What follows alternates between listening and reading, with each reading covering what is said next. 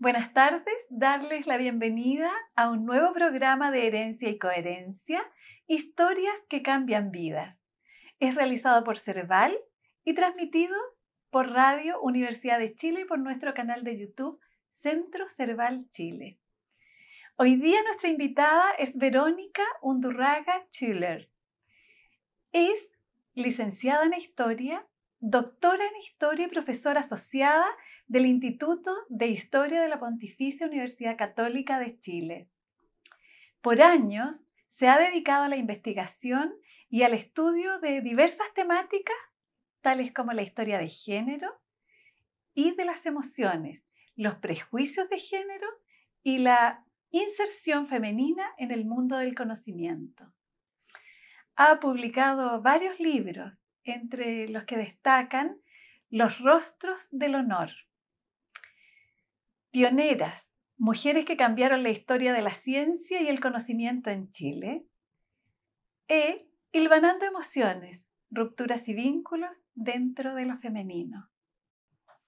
Verónica, gracias por aceptar esta invitación. Es un placer estar conversando hoy día aquí contigo.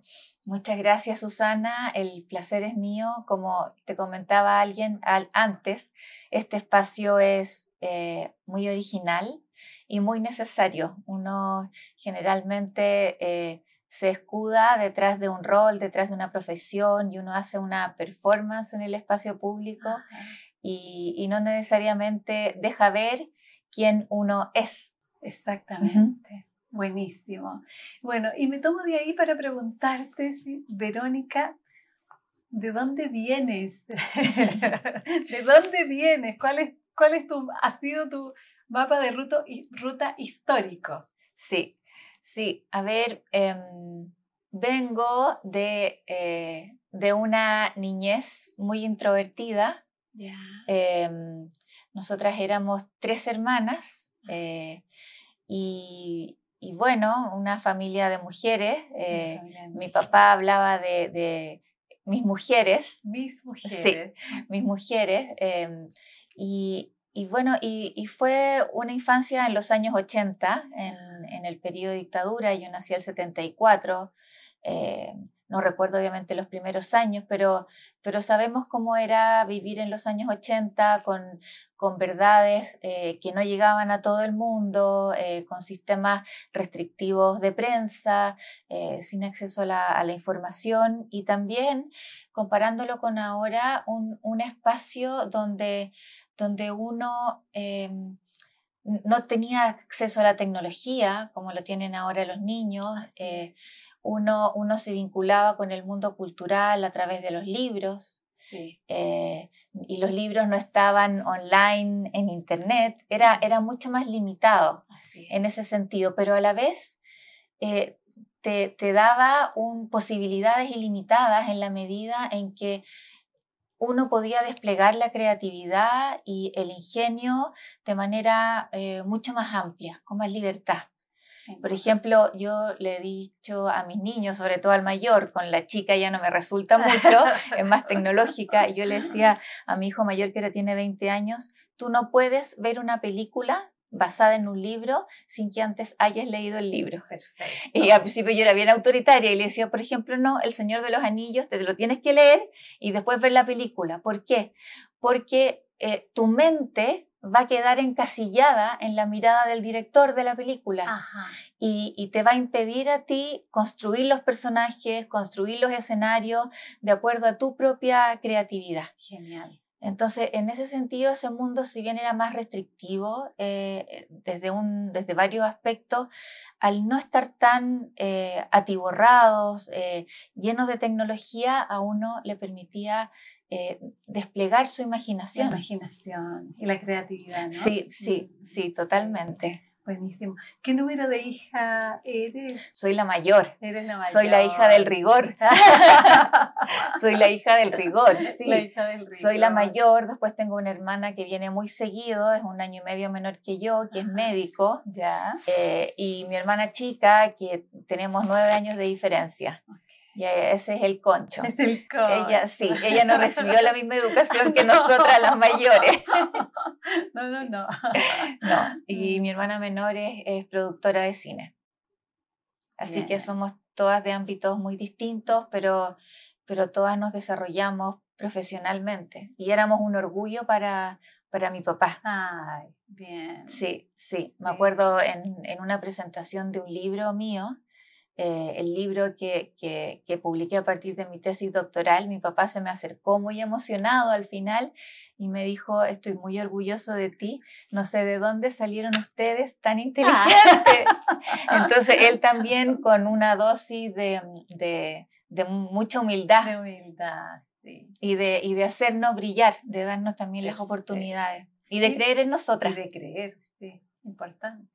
¿Y mamá?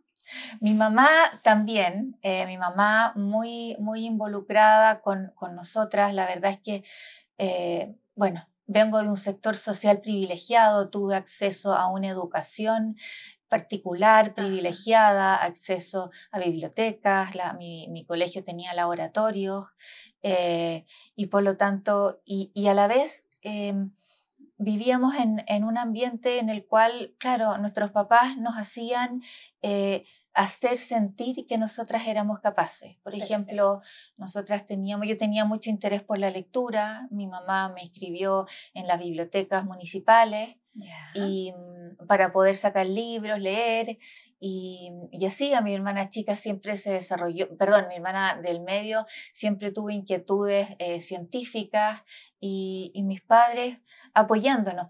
En ese sentido, yo después, cuando he investigado las trayectorias de mujeres científicas, de las pioneras, cuando era muy difícil acceder a una educación formal, un factor determinante en que ellas pudieran desarrollarse era haber tenido a alguien en su historia familiar que hubiera creído en ellas. Exactamente. Que hubiera creído en ellas. Eso era fundamental. Y también tener redes de apoyo, como el caso de Marie Curie con su hermana. Se turnaban para trabajar, para que la otra estudiara. Unos años estudiaba una mientras la otra trabajaba y luego cambiaban de roles. Después, Justicia Espadacuña, que la investigué para mi último libro sobre mujeres científicas, que se llama Pioneras, que lo escribí en coautoría con Stefan Mayer.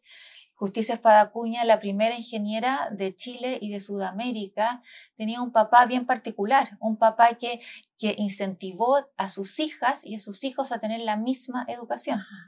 La misma educación, que les dio libertades, que les puso, eso da cuenta también en los nombres que les puso.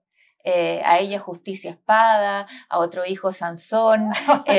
Entonces, claro, ella también creció en un ambiente muy rico y que le dijeron desde un principio: no hay diferencias cognitivas, intelectuales entre tú y tus hermanos. Perfecto. Tú puedes lograr lo que tú quieras. Perfecto. Y ella terminó ingresando a ingeniería y titulándose como la primera ingeniera de Chile y de Sudamérica. Importante. Sí, absolutamente. Es determinante. Es determinante. ¿Tu nombre? ¿Quién puso tu nombre, Verónica? Bueno, mi abuelo materno, a mi abuelo materno le gustaba mucho el nombre Verónica, le puso así a mi mamá y yo me terminé llamando así.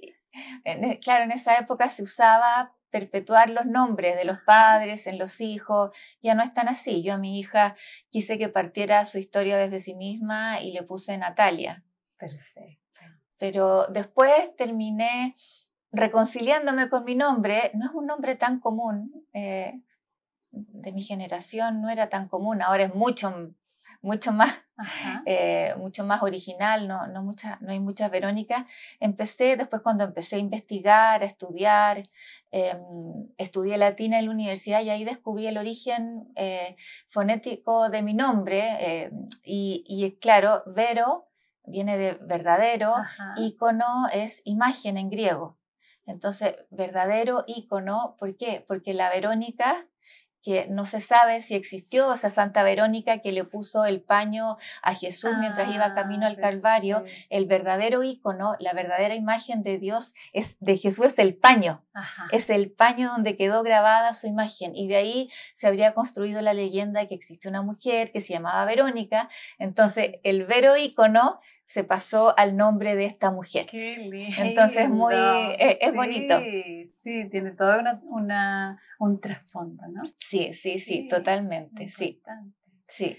Y tus raíces, tus orígenes maternos son...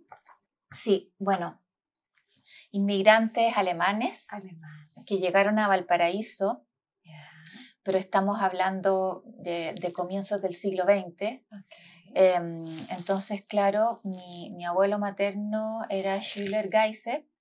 Schüler es un apellido del norte de Alemania, de Prusia, y Geise es del sur, de la Selva Negra. Y bueno, y como todos inmigrantes, emigran porque no tienen buenas condiciones en su país de origen y van a un espacio donde ellos creen que puedan desarrollarse, puedan tener una mejor vida. Ajá. Y bueno, se instalaron por su propia cuenta en Valparaíso. Valparaíso en esa época tenía una inmigración muy importante, alemana, también italiana, muy importante.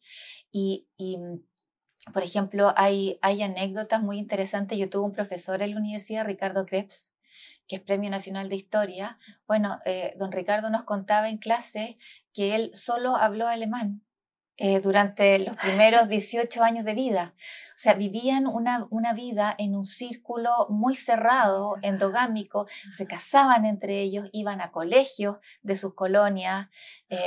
Por ejemplo, un bisabuelo mío, de estos alemanes, fue al sur, fue a Valdivia a buscar esposa, ¿ya? Porque tenía que ser una alemana y ojalá lo más pura que fuera.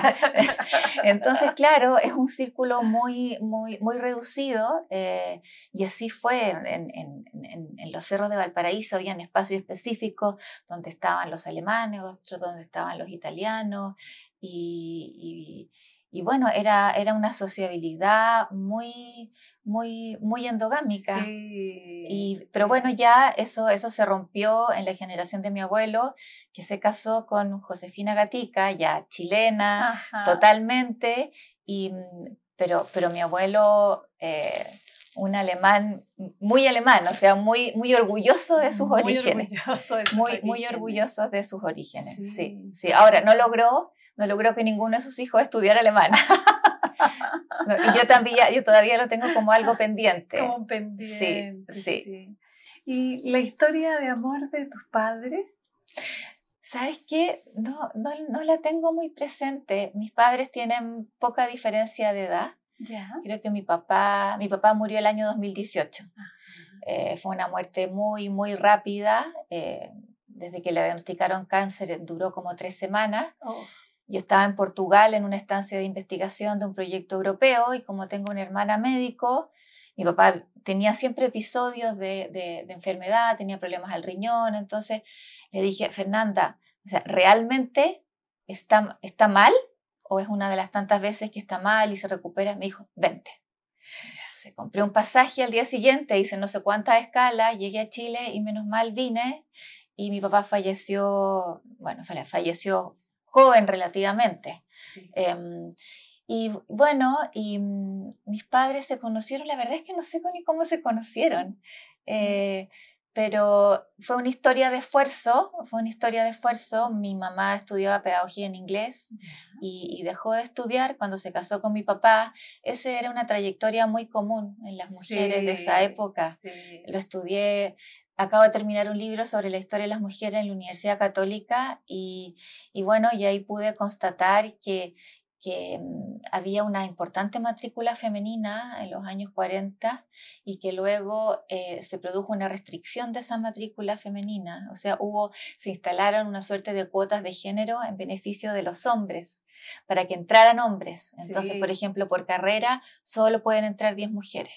O en el caso de comercio, que era actualmente ingeniería comercial, se dijo en el año 43, 44, actualmente hay más mujeres que hombres y esto perjudica la carrera. De ahora en adelante solo 1/3 de la matrícula va a ser femenina. Imagínate. Bueno, y las razones que se daban eran muchas, como la deserción. Claro, ¿por qué? Porque las mujeres seguimos cumpliendo roles de cuidado. Pero en esa época era aún más definitivo, aún más aún más naturalizado. Así es. Y se nos castigaba socialmente por no Sí, hacerlo. así Entonces, claro, mi mamá dejó sus estudios universitarios, mi papá entró a estudiar ingeniería comercial, pero le costaba mucho, él decía que era muy malo para las matemáticas, y después terminó como contador y trabajaba, estudiaba en las noches, trabajaba en el día, recién casado. Mi mamá lo iba a buscar después de clase.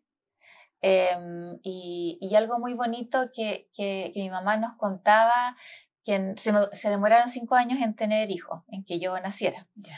Entonces, los fines de semana mi papá estudiaba y muchas veces hacían paseos, por ejemplo, a lugares cercanos, iban a la Rayán o al Cajón del Maipo, y mi papá con sus libros, y mi mamá ahí miraba el paisaje, leía y lo acompañaba. Entonces fueron años de matrimonio que fueron de mucho apoyo. De mucho apoyo. De mucho apoyo, sí. Sí. Pero bueno, la vida no es fácil también. Mis papás se separaron, se divorciaron.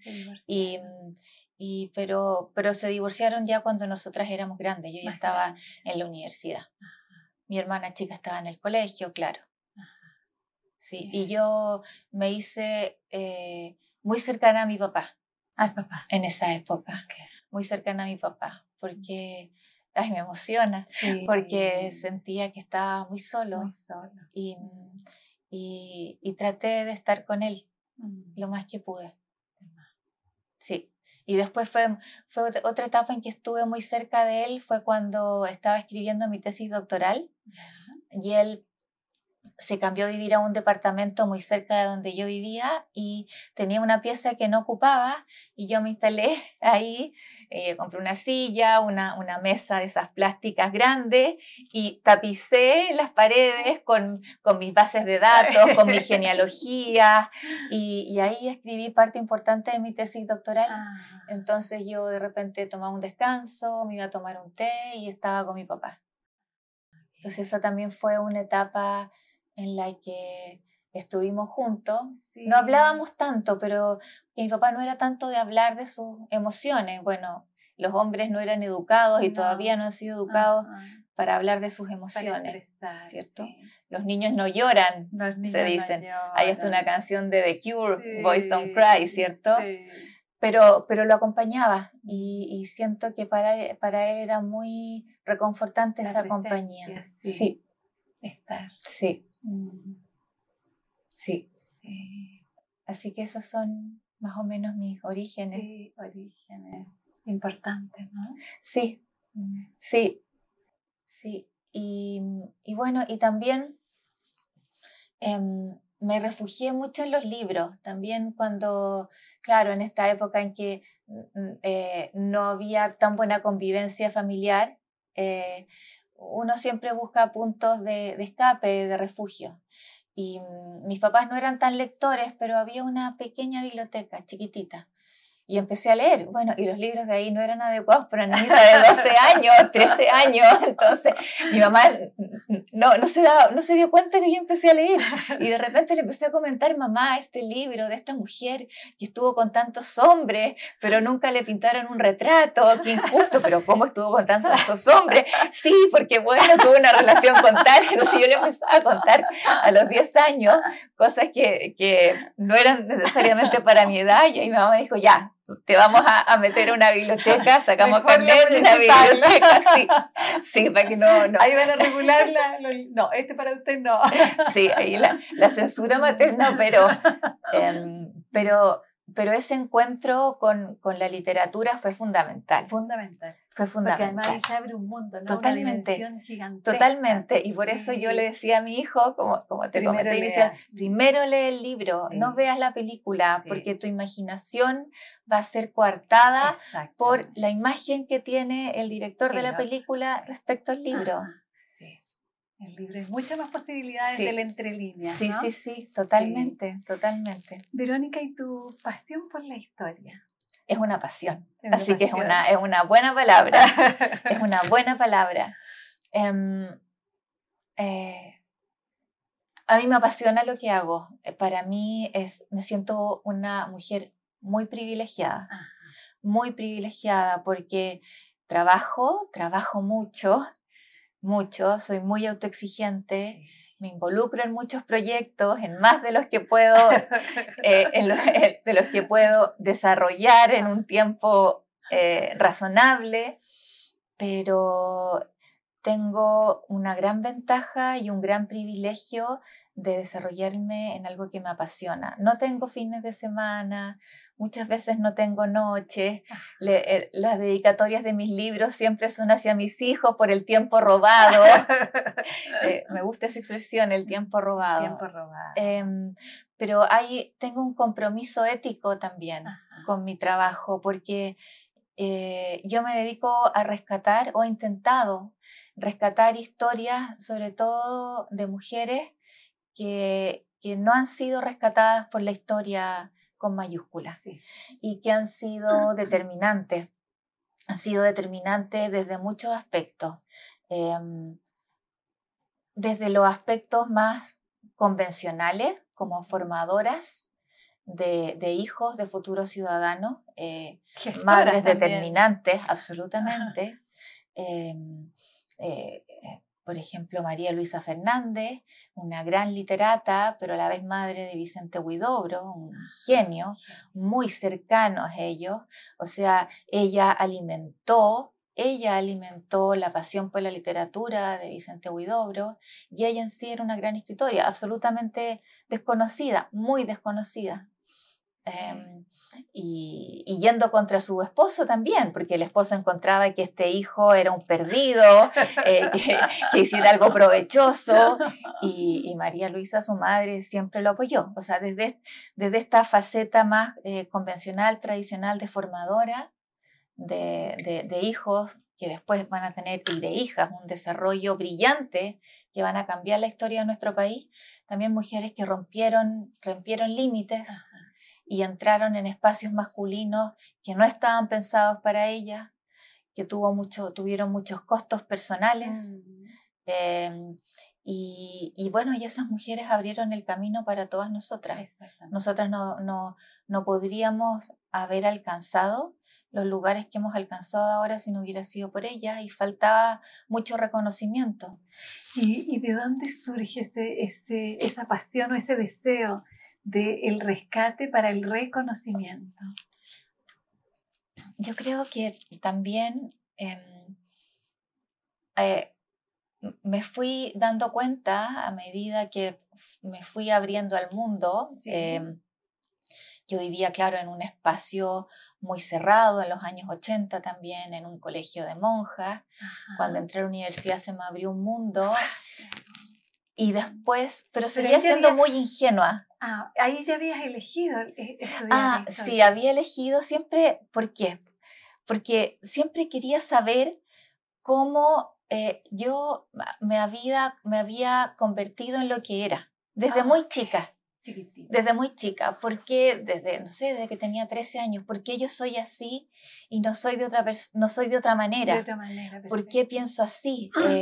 ¿Por qué estoy en esta familia y no en otra? ¿Cómo me determina eso? Entonces, unas preguntas así como gigantes. Como existenciales, sí, ¿no? absolutamente, Como desde muy chica. Chiquitita. Y después, por ejemplo, me gustaba caminar, y salía a caminar y veía los letreros de las calles. Ya. Y decía, ¿quién es esta persona? ¿Quién es este señor? Porque los letreros de las calles son masculinos. Absolutamente, hasta el día de hoy. Sí. Hasta el día de hoy, un importante número, o sea, un absolutamente mayoritario número de esculturas y de monumentos en las plazas públicas son masculinos. Se hizo un estudio alrededor no recuerdo, está entre el 4 y el 14%, creo que el 4% de monumentos son femeninos en el espacio público en Chile. Qué potente, ¿eh? Potentísimo. Sí. Entonces, bueno, yo empecé a decir, ¿quién es este señor?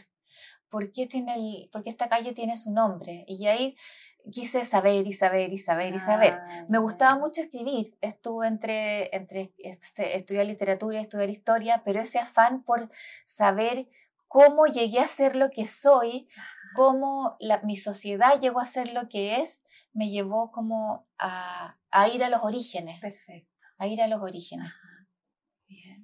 Y ahí en la universidad se abre un mundo. Se abre un mundo, pero como te decía, todavía desde una perspectiva, todavía seguía siendo muy, muy inocente, muy naif, porque creía, por ejemplo, que iba a bastar con estudiar, con ser diligente, con ser responsable, para que se abrieran los caminos de forma automática. Y luego me fui dando cuenta de las barreras que existían, sobre todo en términos de género. O sea, darme cuenta que la gran mayoría de los profesores eran hombres.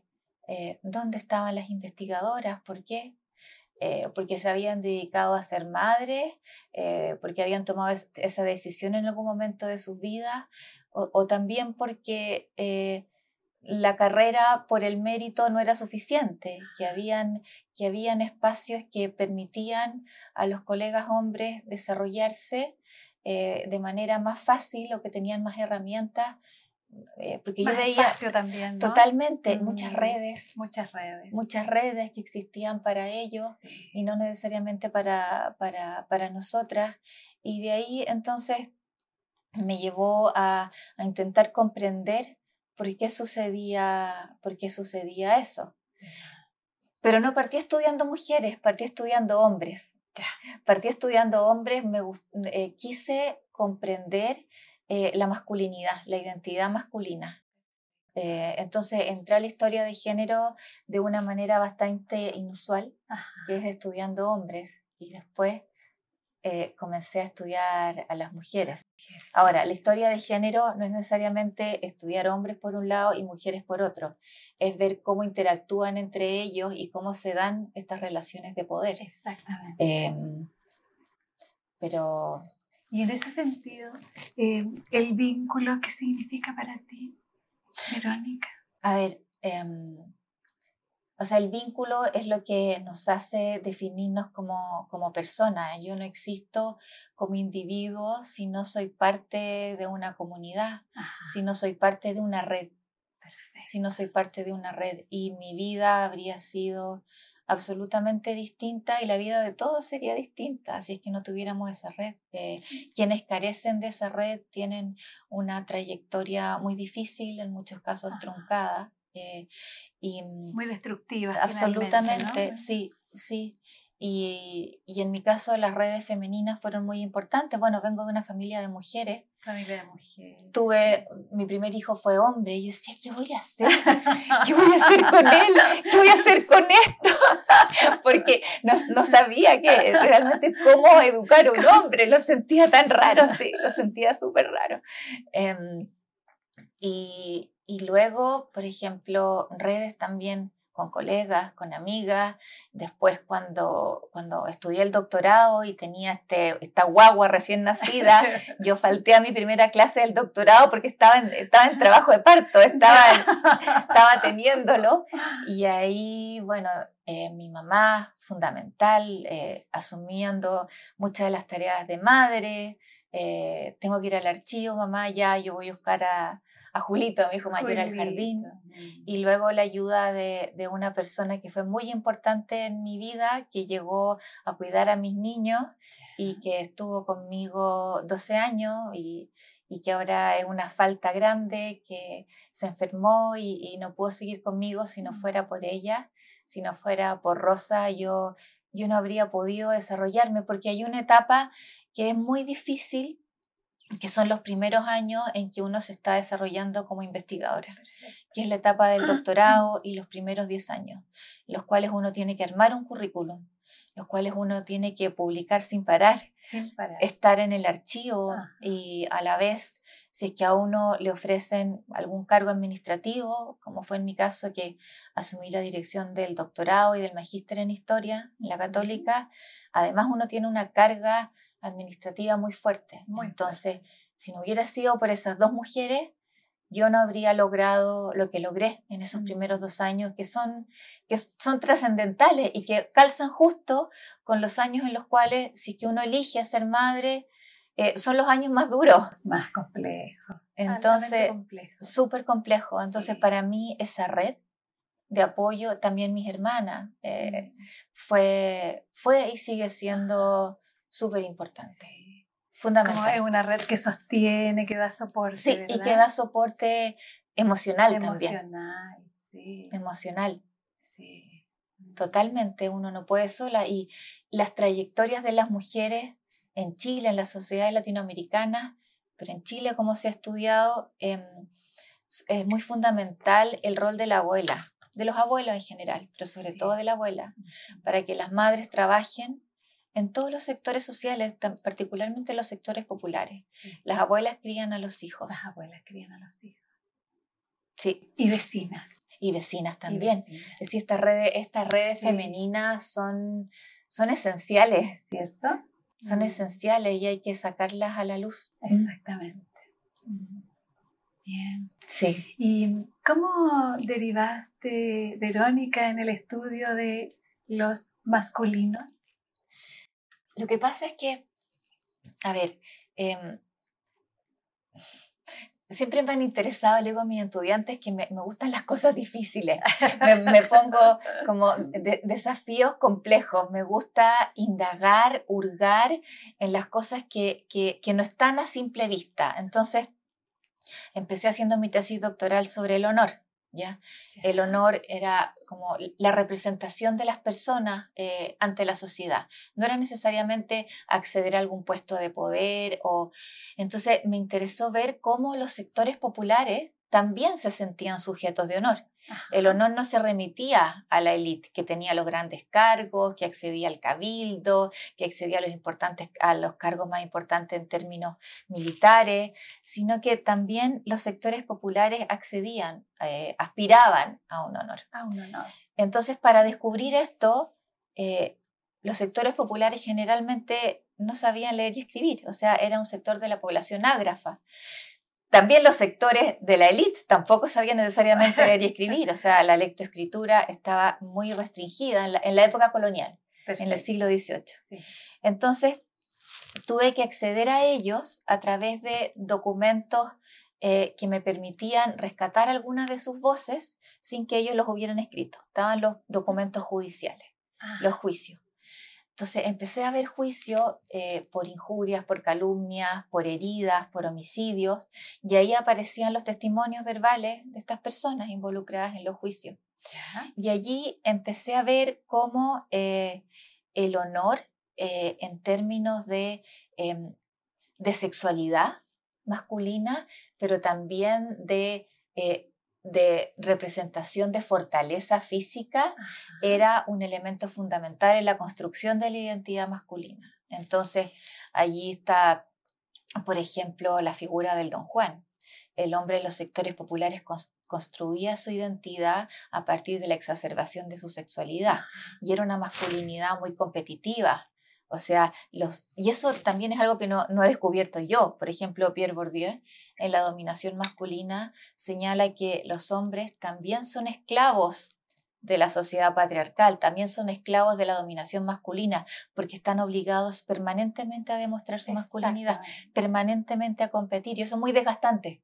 Entonces, los deja bien cautivos, ¿no? Absolutamente, son esclavos, y son esclavos de esta masculinidad hegemónica que los ayuda a competir para ser más hombres, para ser más valientes, para tener más conquistas. Entonces, y también apareció este elemento de la violencia masculina, que yo descubrí como un elemento que era determinante en esta identidad, en la manera en que la fuerza física, la imposición sobre el otro era fundamental. Y obviamente eso implica una dominación sobre las mujeres. Sin duda. Porque el hombre en esa época era, y esto es algo que se proyecta también hasta el día de hoy, no de la misma manera, el hombre era responsable de la conducta femenina. La mujer se entendía que era un sujeto débil y que por lo tanto no era responsable de sus actos. Sí, por ahí como objeto y sujeto como sí. aparece como... Sí, ¿verdad? Sí, totalmente. Ajá. Por ejemplo, existía una figura que se llamaba el depósito, en que la mujer era depositada, y ahí te habla de que lo fuerte que eran los conceptos que se usaban para la época. Sí. Era depositada en una casa de honor o en algún lugar de respeto por ejemplo, mientras se desarrollaba un juicio de divorcio, porque la mujer no estaba bajo la tutela de su esposo y era un riesgo para el honor del esposo, que esta mujer se pudiera involucrar con otro hombre, y también era un riesgo para las otras familias, te fijas, del barrio, que esta mujer sola, suelta. Fíjate cómo se siguen utilizando esos conceptos hasta el día de hoy. Entonces era depositada en una casa de honor, así como objeto. Como un objeto que espera, ¿no? Sí, hay otro concepto jurídico de esa época que a mis estudiantes les resulta muy fuerte, que es el concepto miserable. ¿Ya? La miserabilidad. Sí. Entonces era un concepto jurídico que se aplicaba a las mujeres, a los niños menores de edad y a los indios. Ellos eran miserables, se les consideraba como sujetos que cuyos actos, de los cuales, que ellos no eran responsables necesariamente de sus actos porque eran permanentemente menores de edad. Entonces, claro, esta mujer debía ser representada por un hombre, ya sea el esposo, el padre, ante la justicia, por ejemplo, porque su conducta dependía de ese otro. Entonces el hombre, ya que el honor masculino estaba anclado en la conducta de su esposa, él tenía la facultad para corregir. Y esa corrección, un eufemismo, es castigar. Violencia. Absolutamente. Sí. Entonces, obviamente, habían rangos de violencia que se estimaban en ese periodo. Habían rangos ahora hablaríamos de maltrato, de corrección se hablaba en esa época. Sí. Entonces, por ejemplo, lo que se penaba era la sevicia, que era el castigo que ponía en riesgo la vida de la mujer y que era realizado con crueldad.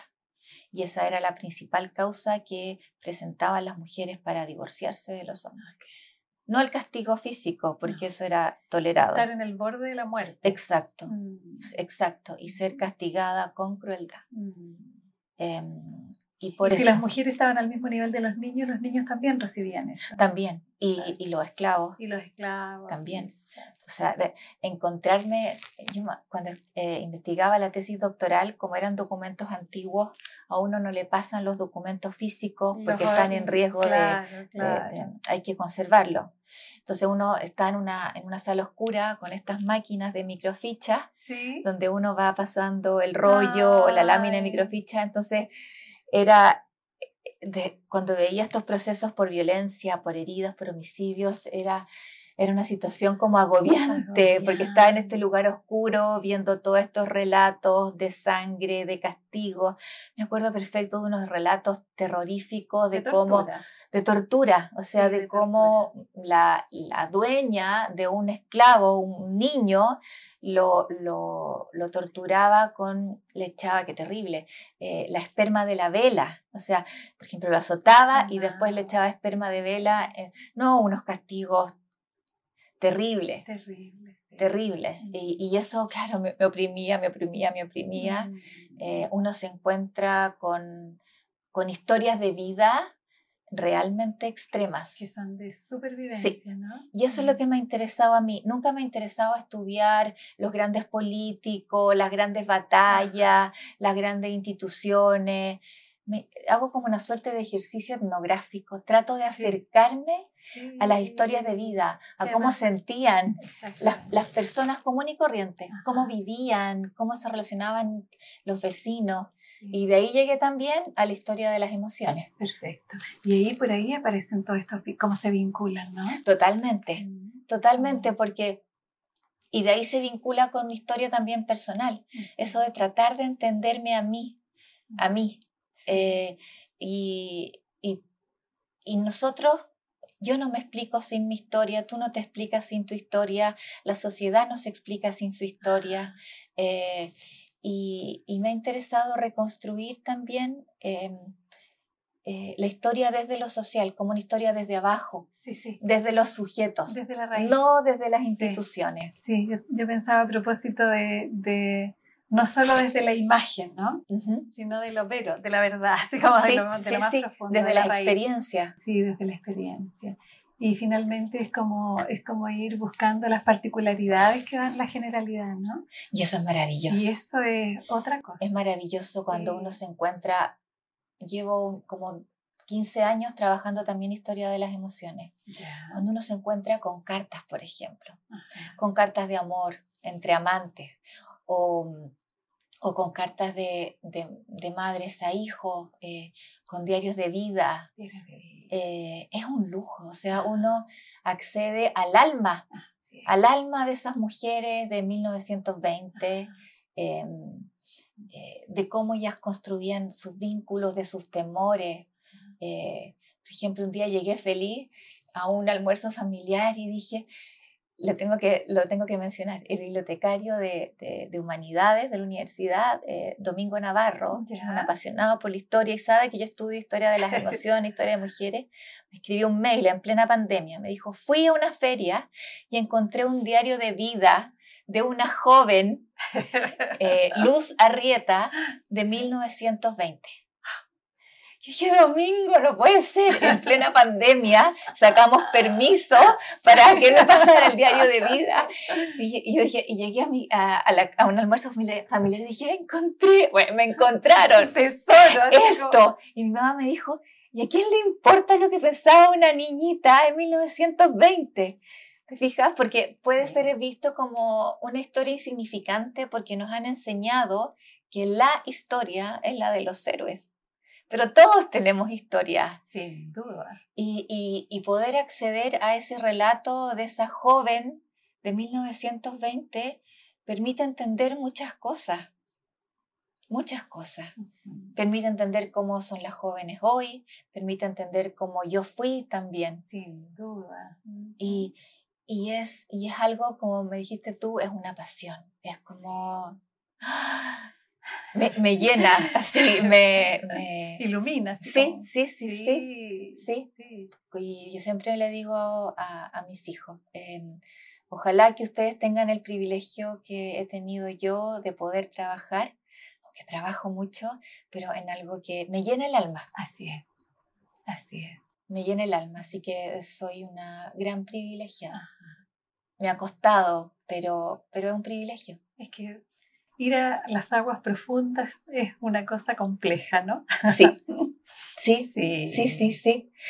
Yo uso una metáfora también para entender también cómo se han perpetuado los estereotipos de género y lo difícil que es cambiarlo, porque son cuestiones culturales. Uno puede cambiar las leyes, pero no necesariamente cambia la sociedad. O sea, las personas no cambian por decretos. Absolutamente. Entonces, yo me acuerdo de una metáfora cuando fui con una amiga historiadora canadiense a un congreso en Buenos Aires y queríamos conocer la colonia de Sacramento. Teníamos que cruzar el río de la Plata.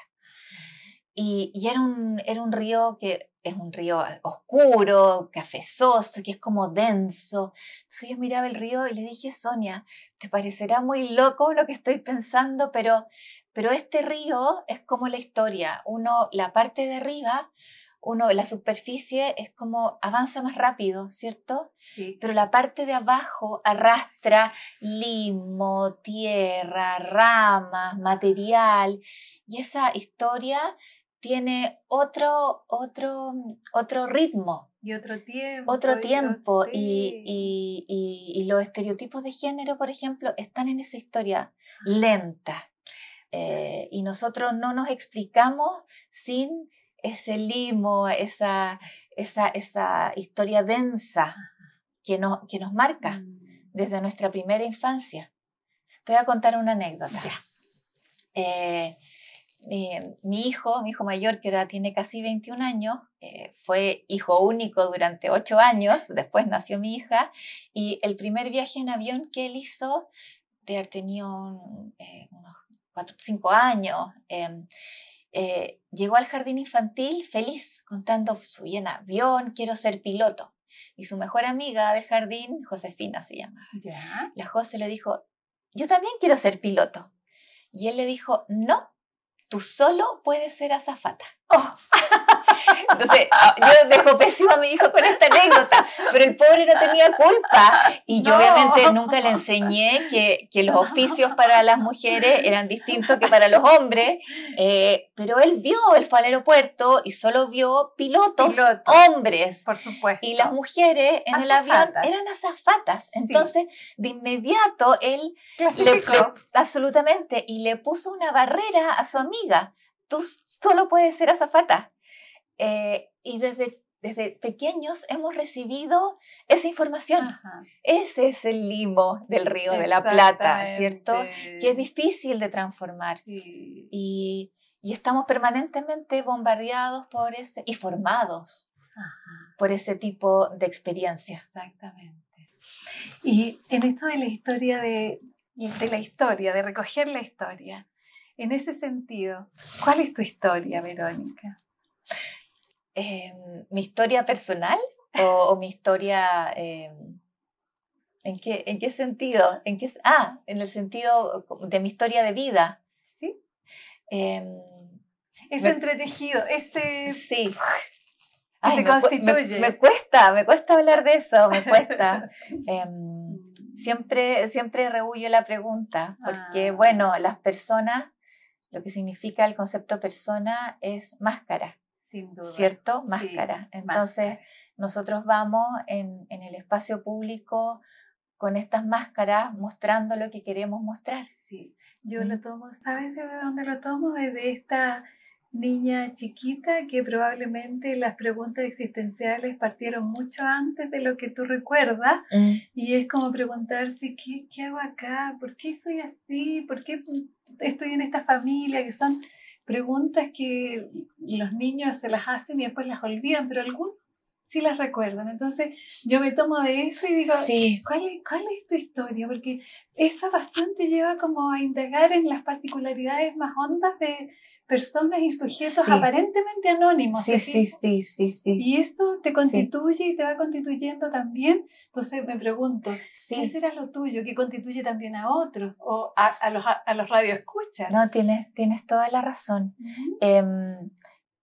Yo me sentí y me sigo sintiendo distinta. Todos somos distintos. Lo sé. Pero mientras investigaba para mi tesis doctoral, entre todas las cosas que leí, me apareció el concepto passeur, un concepto francés que lo aplica un historiador, un antropólogo, historiador, Serge Grusinski, y que son los agentes mediadores, que eran sujetos que estaban en diversos mundos culturales, por ejemplo. El misionero es un agente mediador, y él estudió, por ejemplo, los misioneros jesuitas que iban a evangelizar a China.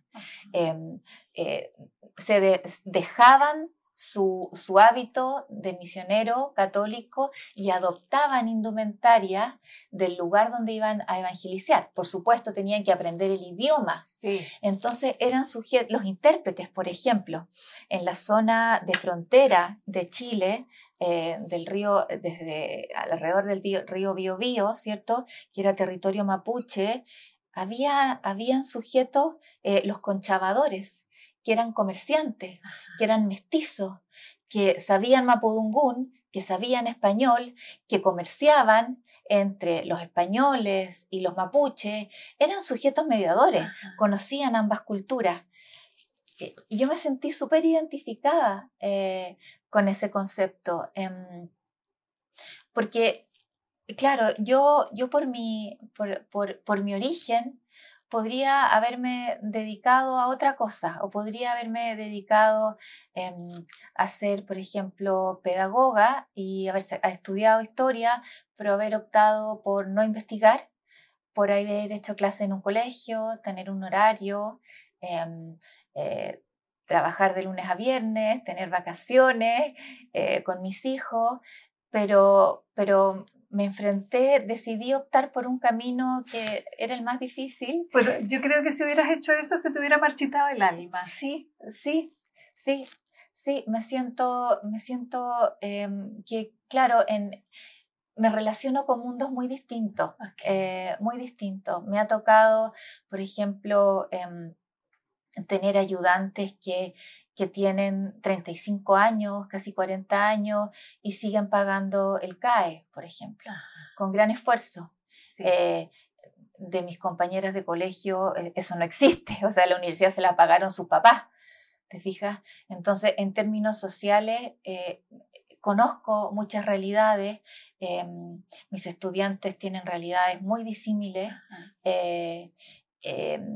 y a la vez en términos políticos también, mi familia piensa en términos políticos muy distintos que como piensan en términos políticos mis colegas. Ajá. Y yo fui construyendo mi posición. Tu propia mirada. Absolutamente. Sí. Entonces, yo siento que estoy entre esos distintos mundos,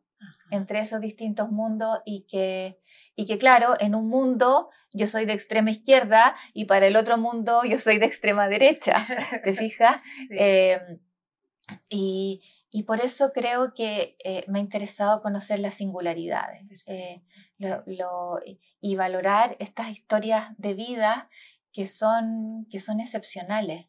Y me siento como, tengo la sensación como de ir desenredando una madeja, de ir desenredando una madeja hasta ir descubriéndome a mí también a través de esas personas, a través de esas mujeres del pasado.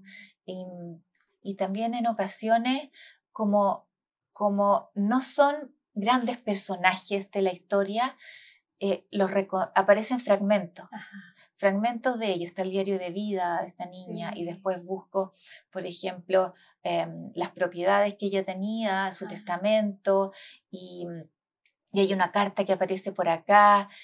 Me encanta armar como un puzzle. Me siento como detective también. Me encantan las series de detectives que van buscando claves. Sí, absolutamente. Que no está todo en un repositorio. No me meto a un archivo y ahí está todo. No, tengo que hurgar por acá. Y quizás este hurgar sin parar se relaciona, mira, lo estoy descubriendo, con ese hurgar en mí desde pequeña. Porque nunca nada me deja satisfecha y necesito ir hacia adentro y desenredar la madeja. La madeja. Bien. Sí. Lindo.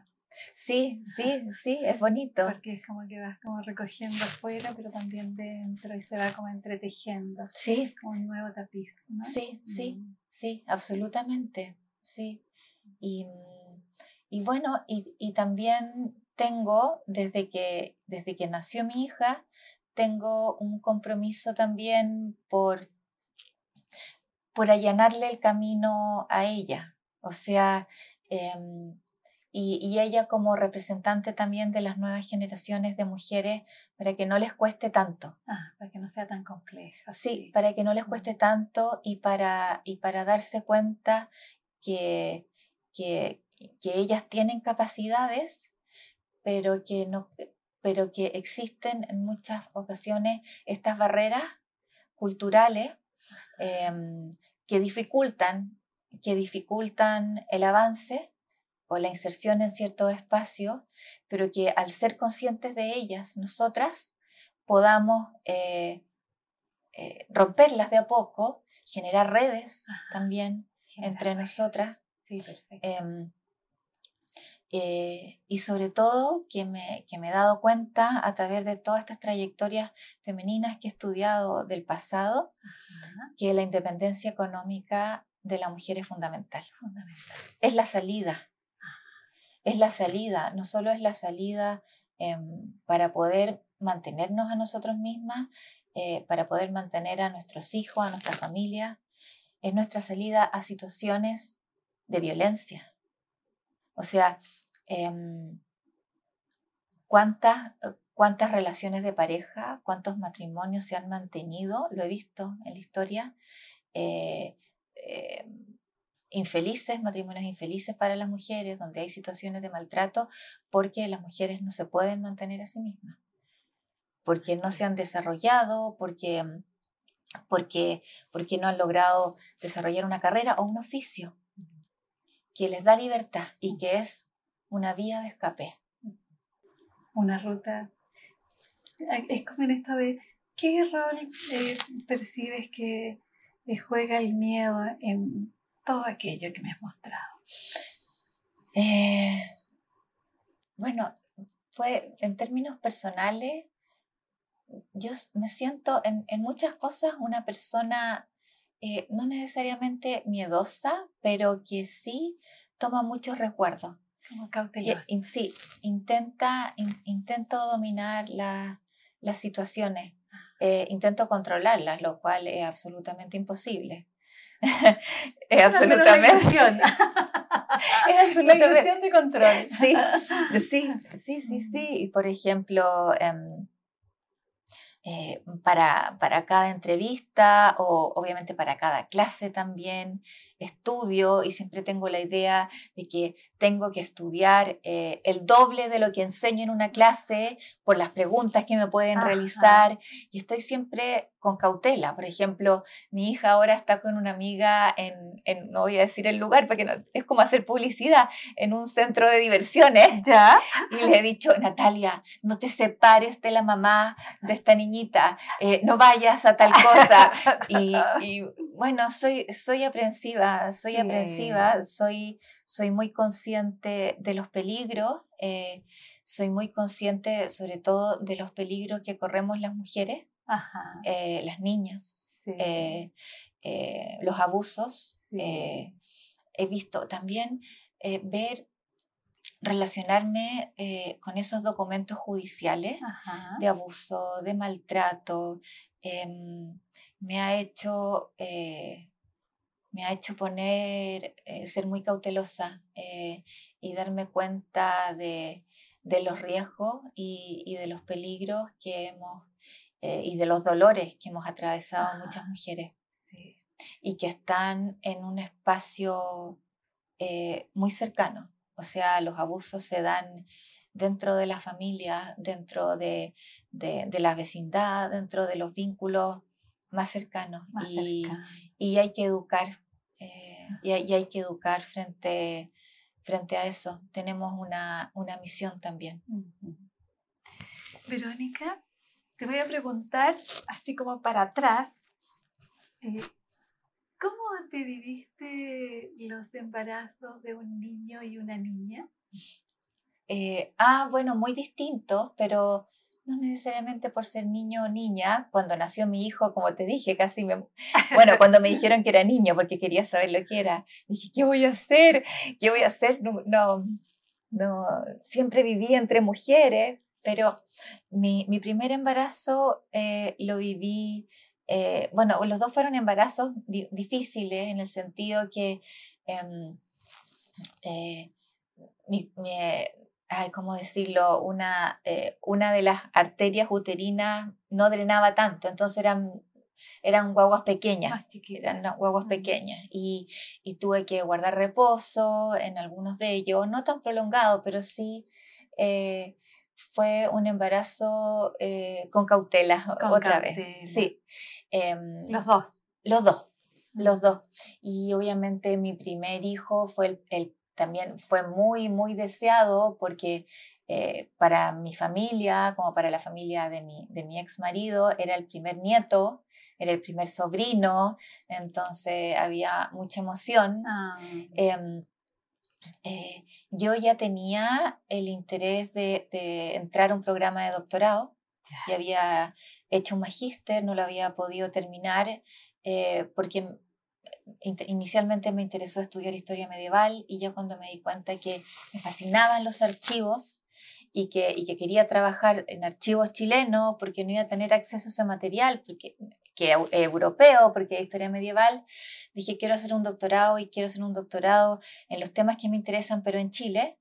Entonces yo ya tenía tomada la decisión de entrar a un doctorado durante el embarazo y yo sabía que iba a ser difícil porque iba a nacer mi hijo, de hecho nació en la primera clase del doctorado y yo falté a la primera clase porque estaba en trabajo de parto. Y claro, y y tener a una guagua recién nacida y estudiar un doctorado fue difícil. Sin duda. Fue difícil. Sí. Por ejemplo, no lo pude amamantar todo lo que quise. Ajá. Porque empezó a bajar la leche por la tensión, sí. Por la tensión que tenía que estudiar, que investigar también, que ir a clase. Que cambiar pañales, que dar de mamar, etcétera, etcétera. Sí, entonces fue sacrificado, pero yo no sé por qué soy tan machaca, como diríamos. Es como que si mis amigas me dicen, ¿por qué te exiges tanto? ¿Por qué te haces las cosas tan difíciles? Y la verdad es que, no sé, quizás porque fui hija mayor y quise también hacerme notar, no lo sé.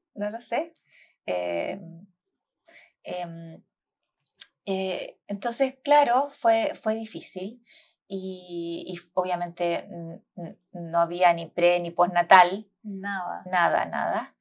Y luego fue tan difícil que durante 8 años no quise tener otro hijo, porque también quería desarrollarme profesional académicamente. Y me di cuenta que era muy demandante. La crianza. Que era muy demandante la crianza y que era muy demandante el doctorado. El doctorado. Sí. Y no solo terminar el doctorado, sino que acceder a un espacio universitario. O sea, es que es extremadamente difícil la carrera académica. Cuando yo voy a un lugar y me dicen, ¿a qué te dedicas? Soy historiadora. ¡Ay, qué lindo! Yo decía, si supieran lo que es. O sea, es lindo porque es un privilegio encontrarme con vidas de personas que me las regalan allí porque encuentro los documentos sobre ellas, pero es muy difícil, es muy competitivo. O sea, uno no basta con el doctorado. No basta. El doctorado es la primera etapa. Uno tiene que publicar. Uno, como dicen, uno no es historiador o historiadora hasta publicar el primer libro, y no puede ser un libro cualquiera, tiene que ser un libro importante que marque la historiografía. ¿Quién dice eso? Los historiadores en general. Todos decimos eso. O sea, quien sale con la licenciatura en historia no es historiador, no tiene que tener el oficio. Perfecto. Publicar el primer libro, luego hacer un postdoctorado. Y uno tiene el doctorado, publica el primer libro, hace el postdoctorado y no tiene necesariamente un contrato en una universidad. Uno va como profesor taxi de una universidad a otra haciendo clase sin mucho tiempo para investigar. Entonces, quienes fuimos profesores taxi durante muchos años, generalmente de forma paralela a estudiar el doctorado, teníamos que ir a investigar entre medio, en la hora de almuerzo. Como en las rendijas de espacios, ¿no? Sí, y los fines de semana escribir. Entonces, y todo eso para luego postular a un concurso y acceder a una jornada completa. No hay mucho espacio laboral. Entonces, es fascinante, pero es muy demandante y es muy exigente. Ajá. Entonces, claro, por eso no quise tener otro hijo durante todos esos años, porque me daba cuenta de que yo tenía esa meta y que la crianza me lo impedía. Bueno, mi hijo quería tener otro hermano y ya terminé el doctorado y yo dije, ya, me contrataron en una universidad en realidad y ya dije, ya, ok, ahora sí. Y llegó Natalia. Llegó Natalia, que para ella sí tuve pre y postnatal. Así que fue muy distinto. Y también la tuve, no sé, como a los 38 años. Como a los 36 años. Entonces me sentía como mamá abuela. Y la Natalia mi hijo mayor me dice, fue otra educación. Lo mismo que tú dijiste. Lo mismo, repetí se repite. Repetí la conducta de mi madre.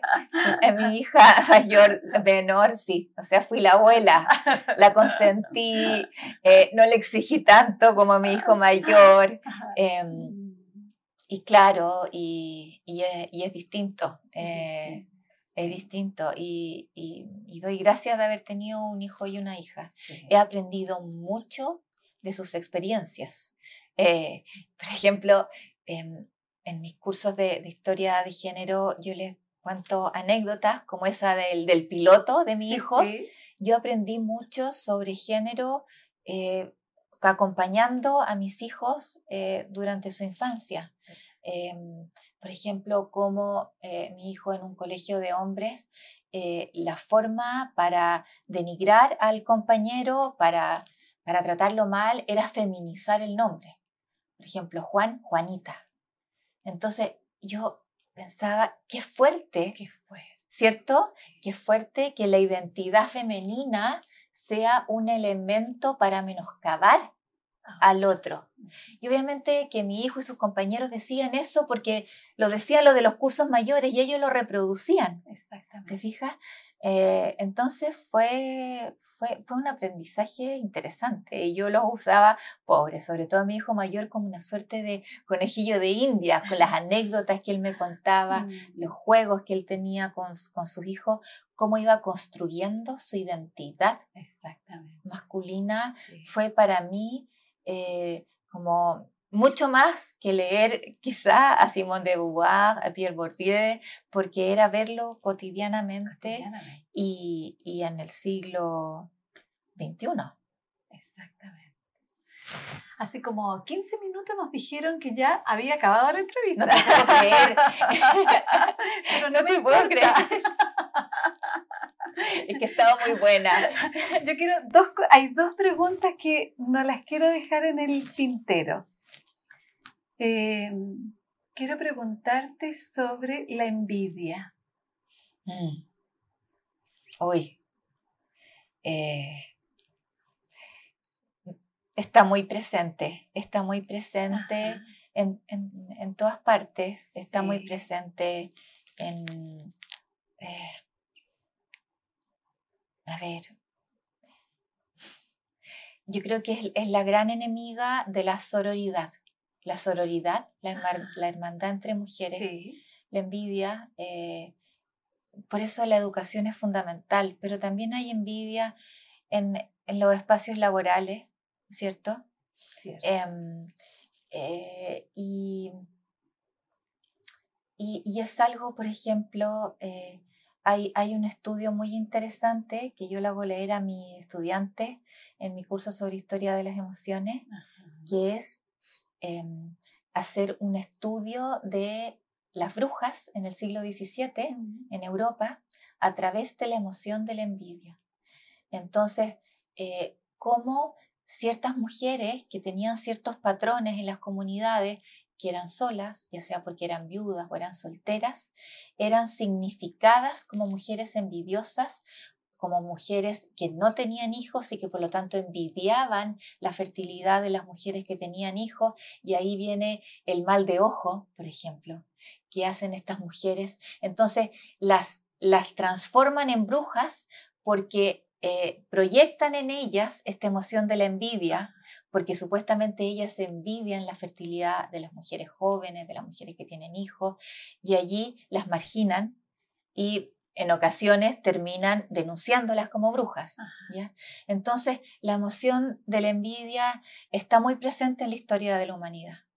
Está muy presente, nos marca y en muchos casos nos impide generar lazos, pero no es la única emoción que está presente. O sea, también hay lazos de amistad, y eso es lo que me gusta rescatar también. Y uno aprende a elegir, ¿cierto? Uno aprende a elegir a lo largo de la vida y hay personas valiosas. Por ejemplo, voy a contar algo muy personal. Yo me caso en 20 días. Imagínate. Por segunda vez. Nunca pensé que iba a dar este paso. Nunca dije, no voy a tropezar con la misma piedra, pero bueno, conocí a Rodrigo y me dio vuelta el mundo y por ejemplo, quien va a ser mi testigo del matrimonio es una amiga nueva. Es una amiga que conocí hace 1 año y medio y se transformó en mi gran amiga. Entonces, la vida nos regala muchas cosas y uno va uno va eligiendo, nos va regalando personas que van siendo significativas. Sí. Y voy a cumplir 49 años en 10 días. Y la vida me regaló una amiga nueva. Una amiga nueva, sí. Y eso es muy bonito. Ujú. Eso es muy bonito. Los regalos. Los regalos. Sí. Sí. Yo me había venido se me había venido cruzando la envidia a propósito de la trayectoria de mujeres pioneras o mujeres vanguardistas, ¿verdad? O mujeres como tú que estudian la historia de las mujeres desde la base. Entonces, es como me preguntaba cuánto de la dificultad de mujeres con mujeres o en otros contextos masculinos no son también bastante lesionadas con Sí. ataques envidiosos. Sí, sí. Sí, por ejemplo, Eloísa Díaz tiene una frase muy fuerte que está en el libro Pioneras, que por si acaso se puede descargar gratuitamente de la página web del Ministerio de Ciencia. Ahí Eloísa Díaz, que como sabemos es la primera médico de Chile y América del Sur, ella decía que en su época se decía que la profesión médica varonilizaba, o sea, las transformaba en hombres. La masculinización de las mujeres que acceden a ciertos saberes ha sido una constante en la historia y yo la he podido rastrear en la historia de Chile y rastrear hasta el siglo XX, hasta muy adentrado el siglo XX.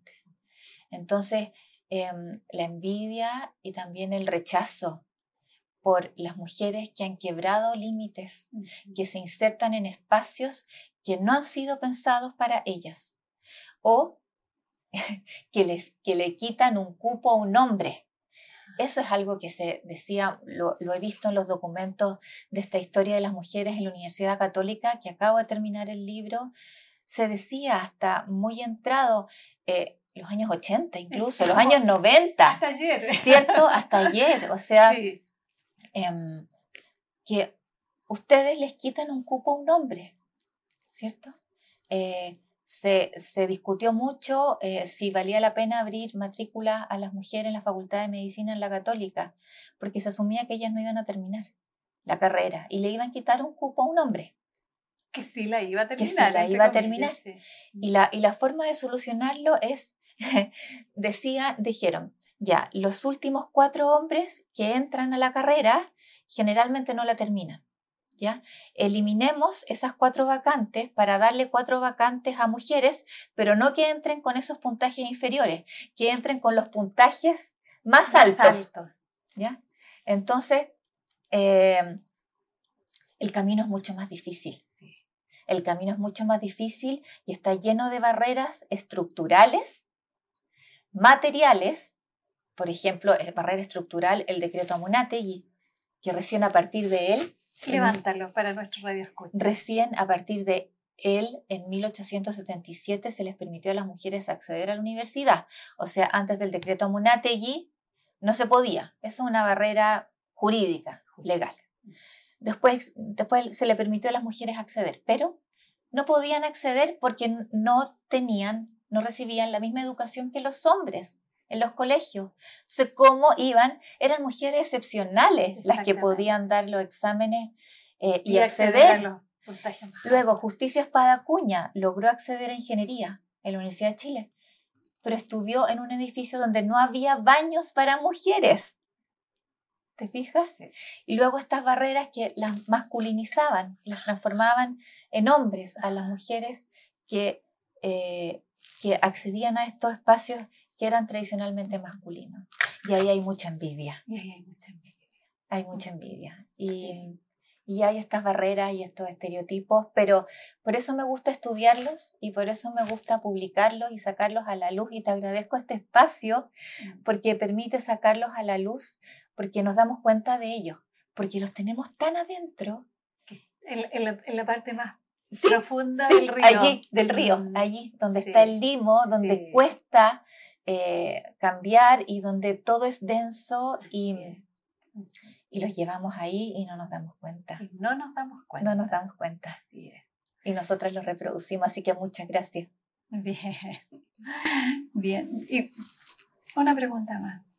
Es que quiero traerlo porque cuando me hablaste de los vínculos, también yo rescato esto que tú dijiste en un comienzo, la voz del padre, la Sí. importancia de la voz de tu padre. Es que me vaya a hacer llorar.